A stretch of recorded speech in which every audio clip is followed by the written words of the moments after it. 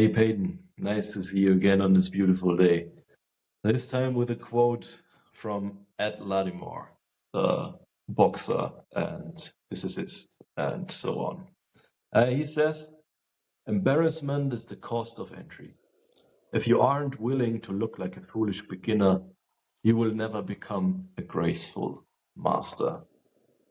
Please tell us about the relevance of this quote in your life and your practices. Wonderful quote and an important idea because, in my opinion, one of the things that holds us back the most as Homo sapiens with the psychology we're working with is an attachment to not looking dumb, or an attachment to looking good at stuff, or an attachment to appearing a certain way to others. Maybe we want to seem competent, maybe we want to seem respectable, maybe we want to seem dignified, maybe we want to seem smart, maybe we want to seem confident, maybe we want to seem dominant or high status or looked up to or respected or many of these things. And there are some things that these desires drive, but if these desires rule us, they can limit us immensely in life.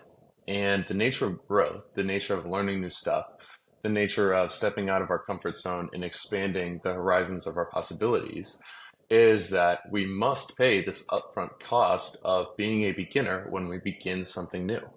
And so we have a couple of choices. If we never want to feel like a beginner, then we are stuck right where we're standing. We can't pivot, we can't move, we can't be agile, we can't look around and understand that things are changing and something new is important to me. And this new skill will enable new possibilities for me, or this new skill will enable me to evolve or grow as a person.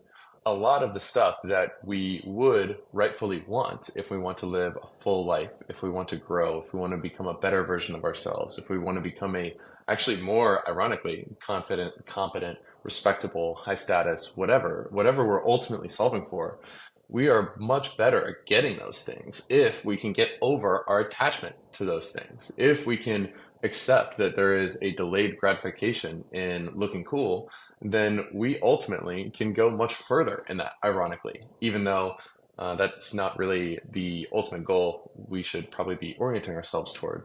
Even if it is, we're better off by letting go of it. And this is one of the most common things that I believe our culture conditions in us is this idea that you want to fit in, you want to look good, you want to manage the perceptions of the people in your immediate vicinity at all times your entire life.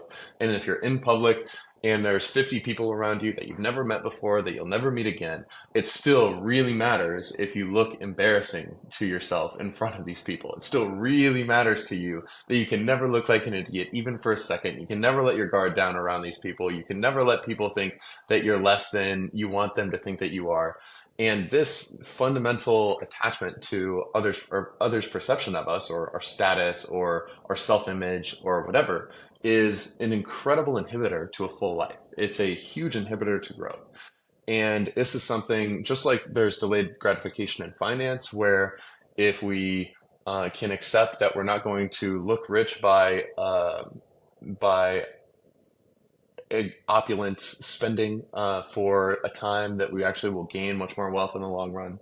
When it comes to a lot of other things, if we can learn to lean into a less positive or a negative short-term feeling, we will get far better long-term results that compound and build. And in fact, we may only have to spend 3 months looking like an idiot beginner in order to get the result of passing that threshold of competence to where, oh, now it looks good, it feels good, I'm in the flow, and the fact of me feeling good and flowing while doing this is self-reinforcing in a positive spiral upwards. It doesn't necessarily take forever to cross that threshold, but inevitably we're going to be before that threshold until we cross that threshold. And so enabling growth requires a conscious ability to pay that upfront price of being comfortable looking like an idiot, being comfortable being a beginner for a while, even if it's just to ourselves. If I want to learn guitar, I'm going to suck at guitar. I'm going to have to spend dozens of hours playing scales and not even doing well at playing simple scales. And that is just the cost of entry if I want to ever be a guitarist. If I want to learn jujitsu, I'm going to have to go get my ass kicked by somebody that's half my size or a girl And I'm going to have to get humbled over and over and over until I actually learn the moves and develop my flexibility and train my instincts and get real world experience. And eventually I can go past sucking to finally being decent. And I'll never become decent unless I can get comfortable with sucking for a while first and looking like an idiot first and getting my ass kicked first and being low status first and being a beginner first. All of these things are a necessary part of eventually being good at something. You cannot become a master of something without first being a beginner of something. And our discomfort with being a beginner is super, super ingrained in us, super conditioned, also instinctive. And it's something that we can learn to pay that price on purpose. We can learn to embrace that discomfort of looking like an idiot. And if we can get good at that, the possibilities before us multiply immensely because all of a sudden we can decide to orient ourselves towards something and toward being something that we aren't yet. And if we can do that, then we have a ton more power at steering our lives in a growth filled direction where we can choose to become somebody that we are not yet in certain ways. And that is a great power that we can tap into if we can embrace this discomfort and let go of our attachment to looking like we're already good at something. What are your thoughts about this practice of intentionally being a beginner so that we can expand our horizons? Well, I love you pointing towards growing and being stuck to one identity or being attached to one identity that you cannot think of letting go for a minute to look like a foolish beginner inhibits your growth. And since we are both kind of seekers of possibilities to grow and seekers of opportunities to multiply. We have also some kind of strong aversion to being stuck in a place. And despite it being a little bit contra-intuitive to the human instinct of trying to be safe, trying to be loved, and try to belong somewhere, we risk that. We put that on the line. We risk our embarrassment, sticking out and trying something new, being innovative or curious about our own possibilities. We risk the belonging to the group, and this is perfectly normal that one is averse to that feeling and also has some fear. But this to pay is the cost of entry to really get yourself into a position to gain the reward of being able to play a beautiful song on the guitar or being able to apply a skill that you learned and create value for other people and gain the reward that they pay you for it, maybe.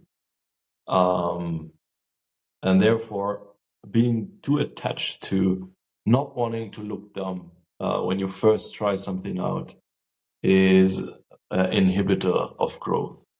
And yeah, that's why we need to tap into this beginner's mindset and try to be curious about it. Okay, I heard about this kind of thing, but I know that I do not know nothing. So also we have to be aware of the Dunning-Kruger effect, where when we read about something on the internet, maybe a short sentence about it, then we heard it somehow, and then we sometimes think, if we don't think enough about this concept, we know so much about it, but actually we know the least, more than nothing, because we think we know something, and that is an inhibitor to learning about it in a erudite way or diving into the topic and trying to really get to the core of the concept. And therefore we need this kind of beginner's mind, this acceptance that it is okay that we do not know, that it is okay that we suck. You always will suck first, and everything we now know we had to learn someday, because being born, we only have our instinct. And then we learn and grow and we imitate the people around us. hoping to be in a good environment where we can learn stuff that is useful and healthy. And after that, we have to take responsibility for ourselves. And then now is the time to really look for the environments where you can learn what suits to the core of your personality.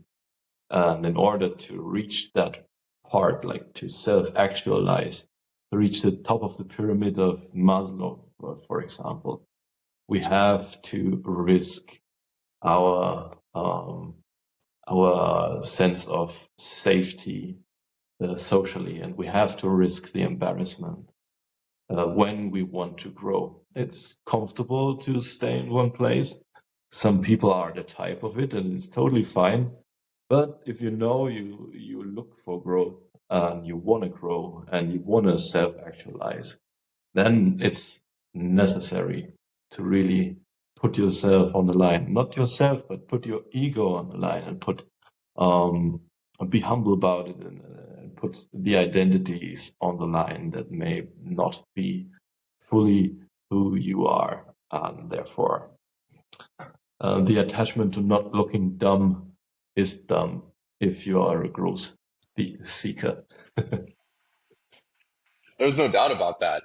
And it's also true to say that our negative capacity, our capacity for embarrassment, the ability to face this situation where we look dumb, we feel dumb, it's uncomfortable, we're clunky, we're clumsy with trying to do this thing, we don't really understand the terrain, and everything's new, and we don't have a grip on what's going on, we don't have a high degree of control. All of these things are very uncomfortable for us, generally speaking. It's kind of wired into our brains to be uncomfortable with these kinds of situations. But these things are not harmful to us, actually. And we do have a very large capacity to feel this way more and more. When we pay attention to what is it like when I go into a situation and it's my first workout with weights. I look like an idiot. My form sucks. I remember being 16 and first time bench pressing, and I was like struggling to get up 65 pounds while the guy next to me was benching 225. And so I felt like a loser. I felt if I was comparing myself to people, I'd feel like an idiot. If I was blah, blah, blah. This is a really unpleasant psychological circumstance for us by nature if we haven't thought about it and haven't leaned into a meta skill of being uncomfortable with being a beginner. However, we can discover that the price we pay there is actually really renewable. Like this is a renewable resource. Being embarrassed is a renewable resource. You don't run out of your ability to be embarrassed. You actually can do it today. You can do it tomorrow. You can do it the day after. You can feel uncomfortable in a new environment today and then tomorrow and then the day after and the day after that. You don't run out. Actually, you can do this a lot. Not everything is like this, but feeling embarrassed, feeling like a newbie, looking like an idiot in front of other people, you can do that all day. You don't run out. And you actually, the more you do it, the more of a renewable resource it gets. You strengthen your meta skill of being a beginner, which is actually really useful because there's an 80-20 principle at play in skills as a human being. I go back to weightlifting as just a really easy example to see this 80-20 principle. Or a lot of people talk about newbie gains or beginner gains or whatever.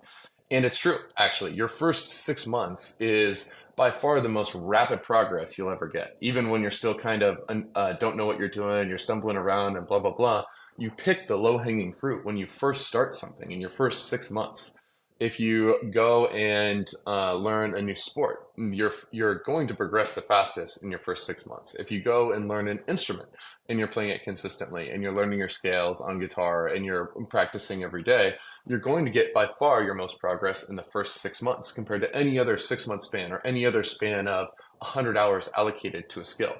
And so we actually have an opportunity if we can recognize that, oh yeah, this discomfort that I feel at the beginning of learning something, that's free, actually. It doesn't feel free. We're wired a certain way, but if we can pay attention, if we can lean into that, if we can embrace discomfort and feel this and allow it to be here and have a capacity for it being here and recognize that other people's opinions of me, other people's perceptions of me, they just bounce right off. They just flow right through. They never even have to pass between your ears. You actually don't even have to think about how you look to other people or be obsessed about your image to yourself or be attached to it. all these things are free, actually. We make them far more rigid in our mind, far more serious in our mind than they actually are if we examine it. If you pay attention to the last time you learned something new and you were in a group of 20 people and you felt like they were all looking at you and you messed something up and you were really clumsy and it was clear that you were the worst person in this entire room of doing it, how much did that harm you? How much did that actually cost you? Did it injure you? Did it make you worse at the next thing you did? Did it actually make you a worse person? Did you pay something that you actually didn't get back, and so you depleted some resource permanently because you did that? No, you actually expanded your capacity by leaning into that discomfort. It wasn't even just free, it actually paid dividends in making you stronger at facing uncomfortable situations. And very likely, you learned more in that first hour than you did in your second hour, than you did in your third hour, than you did in your fourth hour. The lowest hanging fruit is at the beginning of a lot of skills for us. And if we can recognize this, and we can recognize that being an idiot beginner is free, and looking like an idiot is free, and you can do it as much as you want your whole life, and it never is not free. It only is between your ears that you pay a cost by doing something active, by actively thinking and ruminating about how I appear to others, by actively thinking about how I appear to myself, by actively thinking about my identity and what this says about me and my self-perception and the story I have in my head about me being so good at everything, or me being such a fast learner, or me being so this or so that, or so gifted or so smart or so this or so that. That is where we cause ourselves to be incredibly rigid. That is where we can perceive a really high cost to these things, and we can experience a lot of pain in this discomfort due to something not that is imposed on us, but due to something that we are actively spinning up within thought. And if we can control that, if we can manipulate our negative capacity to the point where we can recognize more and more clearly and we can pay attention when we're in these situations, we can see that, oh, I actually don't have to have my energy wrecked by seeming this way. Actually, I can control my thoughts. I can pay attention to my thoughts. I can recognize my thoughts. And I can see that, oh, the cost of discomfort, especially the discomfort of how we appear to ourselves and others, is entirely negotiable. And when we can see that, we can also see that all of these available paths and skills before us, if I want to think about rock climbing, learning a new instrument, being good at cooking, being a good fighter, being in shape and working out, if I want to think about writing well, reading well, learning about a bunch of topics, running a good business, having intelligent strategy, being skilled at communicating, a ton of different things are actually really useful for us to have in life, first of all. And they are better when we have more of these things because we have these skill stacks that become rarer and rarer. The more 80/20s we have, the more unique of an ability stack we have, and the more we can manifest with that. And we also can see that the first 80% of growth in any given skill is by far the cheapest. There is an 80/20 in almost all of these things where we can invest 20% of the energy and get 80% of the skill. And so just by understanding that this initial threshold of pain and discomfort when I learn something new is actually free, it's hidden that it is free, but it actually is something that's a totally renewable resource. We can do that as much as we want for our whole life and we never run out. Then we can see that, oh, wow, there's a ton of shit that I can just add on to the skill stack for 80% off for a really cheap rate because I'm just picking the low hanging fruit, the first 80% for the 20% of the effort.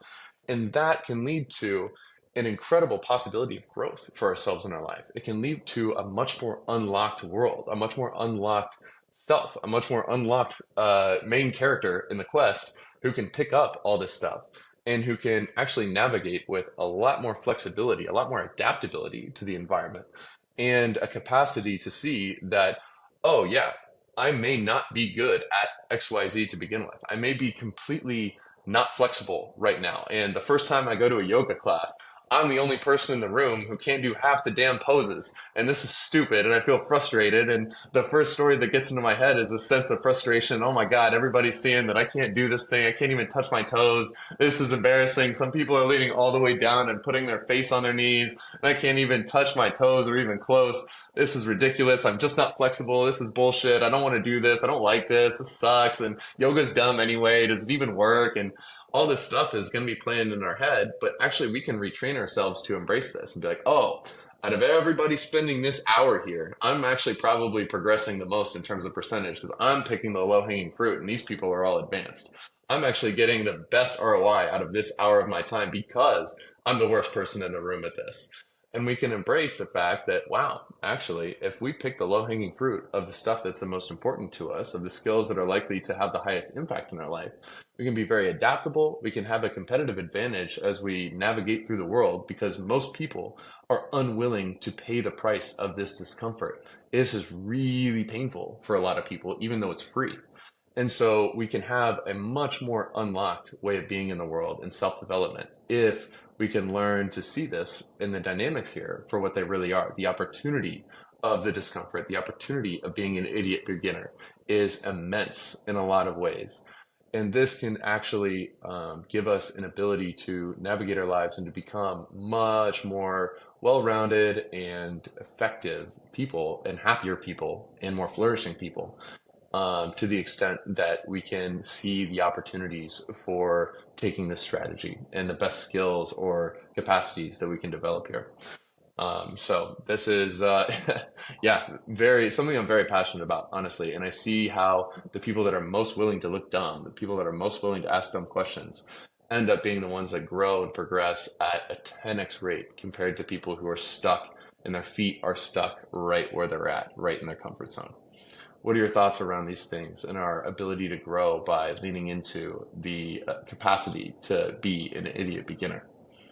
Yeah, man, you point towards the one concept I underlined and what stayed from the book Mastery from Robert Greene, actually. It is raising your negative capability so that you can take shit as much as you can and raise the capability of it's like training. You just train to withstand the feeling of embarrassment and feeling down. And with that, you can take the next step and the next step and the next step, and then you have this wonderful feeling of, oh man, now I know how to do this. Now it's unlocked the kind of mechanism about thinking about how to use a new tool you learned or how to engage into the new process you learn and really become ingrained in it and really utilize it for yourself. And as you said, you can stack the skills, then you can just use it together with other things. And then it is so much more valuable because you just have a layer on top and you can apply this new tool and everything else becomes easier. So if you put it right and choose the correct 20%, you have so much more gains with just the same amount of work. And being curious about it, what is the right kind of stuff? It's also important about, and it's also as important as putting yourself into the situation that may embarrass you. But this is kind of still an aspiration to become better and to put some more reps in. Also talking to people who interest me or who have great ideas or whatever, and training this resilience and negative capability of, okay, this kind of embarrassment is only in my head, but this is the cost that I pay. Like it's the entrance fee of becoming a more self-actualized human in a way that I want to become. It's actually helping self-realize and helping you to put yourself into the position to give the gift you have to the world, to really create what you are meant to create and to enhance society or enhance human evolution in this kind of way. Because otherwise, if you don't pay the cost of entry, there will be so many things that you don't utilize in your capabilities or your abilities and so on, and therefore, yeah, it's just a great thing to consider to really put down the embarrassment and put down the attachment towards not wanting to look down. Really drop your ego in that kind of sense and really begin. Yeah. Yeah, Any no closing doubt. thoughts on that one? Yeah, you pointed to the central inhibitor in this whole equation. It's our ego. The more we tell ourselves a story about how great we are, how smart we are, how gifted we are, how cool we look, how we seem to others, how we seem to ourselves, all this self-imaging, we tie ourselves up in knots and we limit ourselves immensely. And when we do feel that embarrassment, it will be painful to us to the degree that we are attached to our self-image, to the degree that we have told ourselves this fragile story about this self-image, the way that we seem to others, all this stuff. We get ourselves into this because it feels good. But like a lot of things, the short-term validation of the ego is not worth it. The short-term validation of telling ourselves a story of pride is what weakens us. The more prideful we are, the more ego we have, the weaker we are, the more fragile we are. And to enter into the orchard of low-hanging fruit, we must pass through the door of looking like a fool. This is the only gate. And so if we've already passed through this gate once and we're in an orchard, we've picked all the fruit, we might not want to go into this orchard next door where the fruit is abundant because it hasn't been picked by us yet. If we can learn to pass through the gate of embarrassment, we can access a lot more fruit from this world and from our growth and from our journey. And that is an intention that I have. And certainly we would be wise to watch out for the ego and pride. That is what makes us so intensely averse to feeling embarrassed or feeling not good at something. And yeah, this is a useful, very useful intention to bring, because even if we're good at bringing this and applying this to certain things, there is no doubt that there are other things, other areas of our life where we're totally inhibited, because this is where our ego has rigidified us and caused us to be fragile. And so that's a great root issue to look at if we want to increase our negative capability. Pay attention to where our story is the most precious to us, where we're the most fearful of getting knocked off the horse of the story that we're telling ourselves about how we seem to ourselves and others. Wonderful thoughts, my man. I appreciate you sharing. And very, very useful intention for us to bring. Where are our blind spots? Where is our ego holding us back? Where are we self-limiting because we fear embarrassment? We fear failure. We fear being a beginner at something, because that is where a lot of times the lowest hanging fruit is for growth in our life. True. May we look like foolish beginners this week. Hell yeah. Let's do this, my man. Have a good week. I will Appreciate talk to you. you next time. See you. Bye. Bye.